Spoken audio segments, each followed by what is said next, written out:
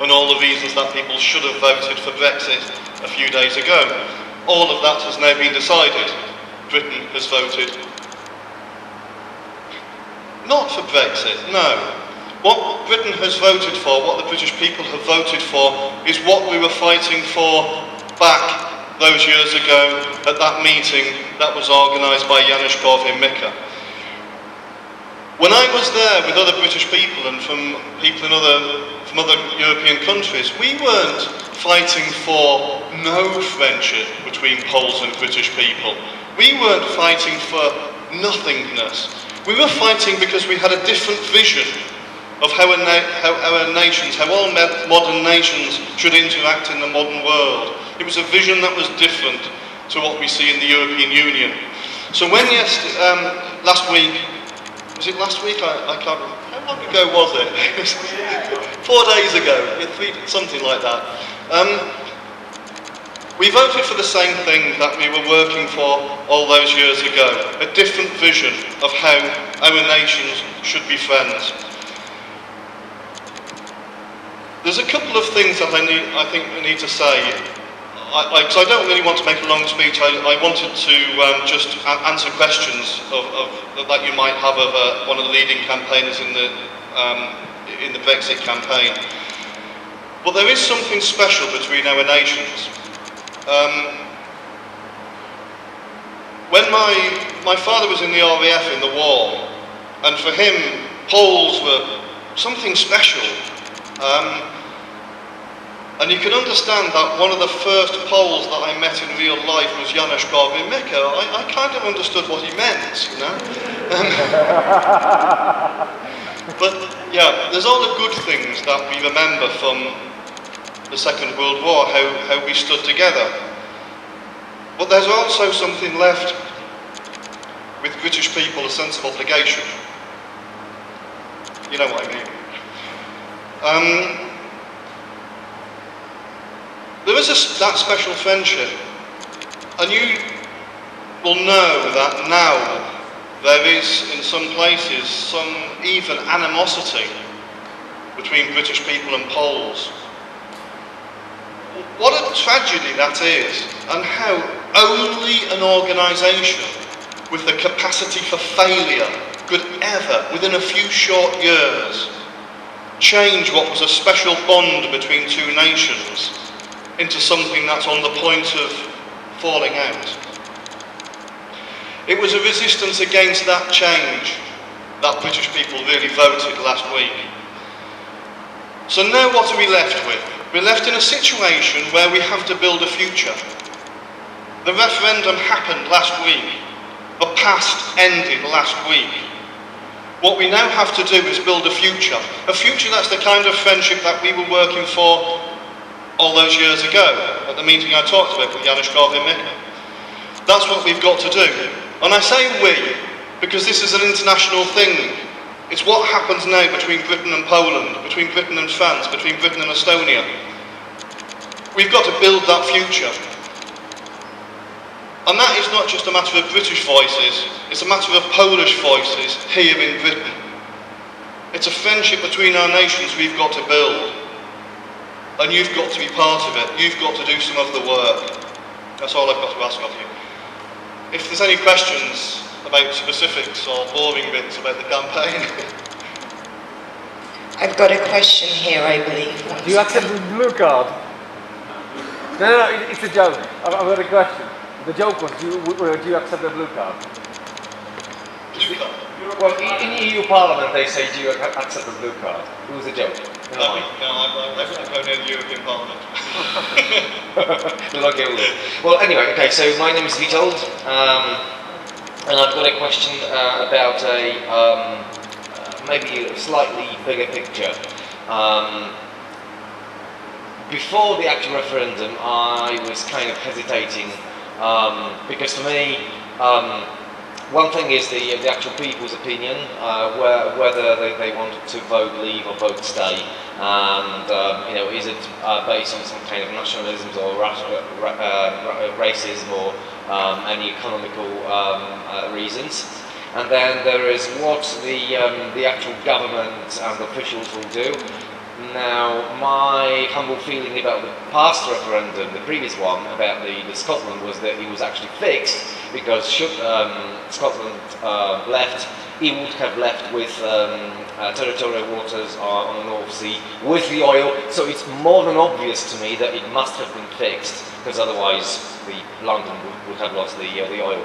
I was really disregarding what the people think and how they voted. I was more concentrating on what the actual government wants and what kind of interest they have. So on one hand, I had something like they would maybe have some positions in the EU Parliament or wherever, okay, so that's a form of bribery. On the other hand, which is maybe going to go to that point, actually tons of money, the government, or I'm just in quotes saying government, will make on things like work permits, visas, even exchange of passports, even for British nationals, and maybe there are a couple of other things. So, on the other hand, also Poles, for instance, are the people who actually work, and if you look at all the socialism and all the benefits and all that stuff. So my question is, what do you think will be the impact for us as Poles in the UK in the next few years? Will there be a pressure to kind of kick us out, as many of Poles as possible? Or will the government rather keep us as we actually work for all the benefits and jobs and all that stuff? Thank you. Well, first of all, this is England. We don't do ethnic cleansing, any of that kind of thing. I think the idea that there would be this kind of wave of hostility where people were told they're not wanted and to go away, I just cannot see that. It's just not us. In any case, under international law, people who are living here now have acquired rights. Personally, I live most of my time in Estonia, and as a bit of a joke, I wrote, Estonia is such a tiny little country, you could just write to the foreign minister and they, reply, they probably know who you are, and asked if Britain left, would I be subject to any reprisals, or would there be any difficulties for me? And of course they thought it was absurd, because why would they not want me? What trouble was I causing? Of course there is a problem here, and I think everyone understands it, and it works in two directions. It's not that the British people want to get rid of Poles, but there is a problem in the sheer numbers of people who've come into this country. That places a problem on this country. Everyone understands that. But that's only one side of it, because I can talk to you about these problems with no embarrassment whatsoever, because everyone understands them. But you also understand the other side of it, that I would like every single Polish person who wants to come to Britain to come to work here. But come on, it's not like that. People are coming to this country not because they want to have a little bit of England for a while, to work and see some red buses or something, or because they like the weather. People have to come to this country, and maybe to Germany, because the European Union has simply not delivered on the promises it made 12 or 13 years ago. The basic deal was, Poland, vote to join the European Union, and we will deliver certain things. One of them was, we will make your country into a modern, developed, shall I say even Western economy, and you will be affluent, you will be normal. That was the basic promise, and that simply has not happened. What has happened is countries like Poland have merely been made into a pool of cheap labour. That can be shifted around. And you tell me anyone who would not sooner have a decent job at home, so that they can live with their families, live in their own towns. Yes, sometimes it's lovely to go to another country to work because you want to. When it isn't made a necessity that you have to, that is no right and it's no privilege. It's a necessity of life, yes, we must all accept that, and there's no point persecuting individuals who are just trying to do the best for their family and working, as you said, bloody hard for the British economy. But when we voted for Brexit, we voted because we understood there is something fundamentally wrong with the European Union system.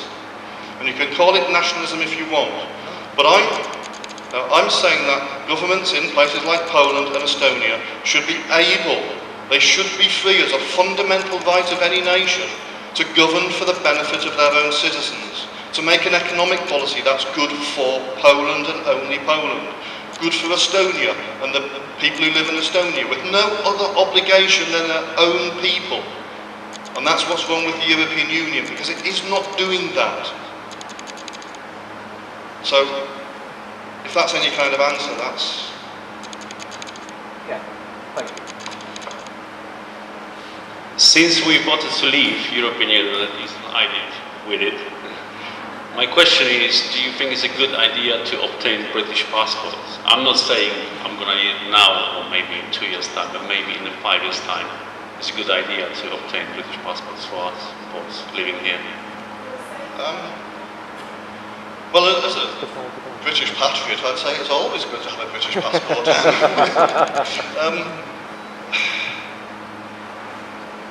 I mean, that's not entirely a joke. I mean, when you have a British passport and a British name, things are different. You know, when I'm travelling in Poland, I mean, the car I have is actually an Estonian registered car, and I'll go places in Poland and people react one way. I mean, I'm not just talking about policemen. Well, policemen in Germany, they react in a certain way. But as soon as you produce your British passport, you know, and certainly in Poland, if you know, as soon as you're English, then you know, it's a good time. People welcome you in. It's beautiful. But I know that's not really what you're talking about. It's life here. I'd have to say, as personal advice, yes. How I could imagine that someone would want to stop being Polish. I mean, maybe that's not the question, but I mean, I'd never want someone else's passport other than the Queen's, but... Oh, well, go for it then.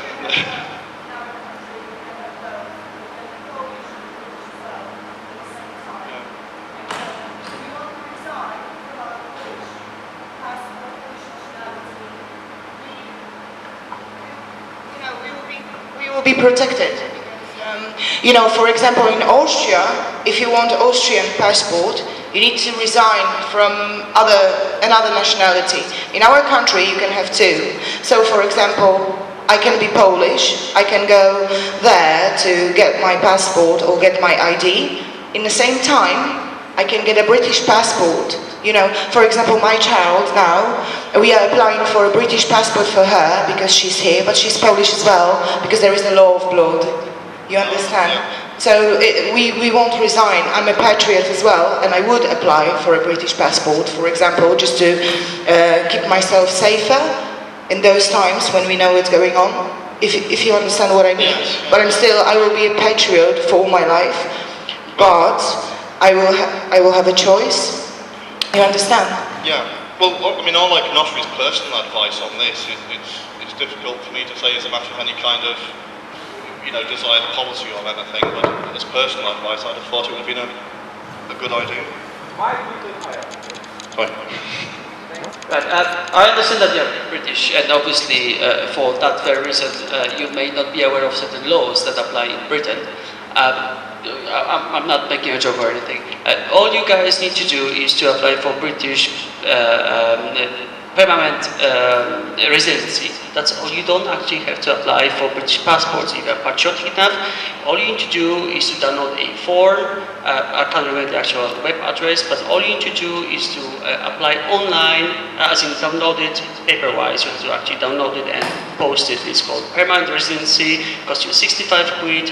You have to send your passport in. It will take probably maybe even up to half a year now, because I'm sure there's going to be a massive influx of applications now. All you need to do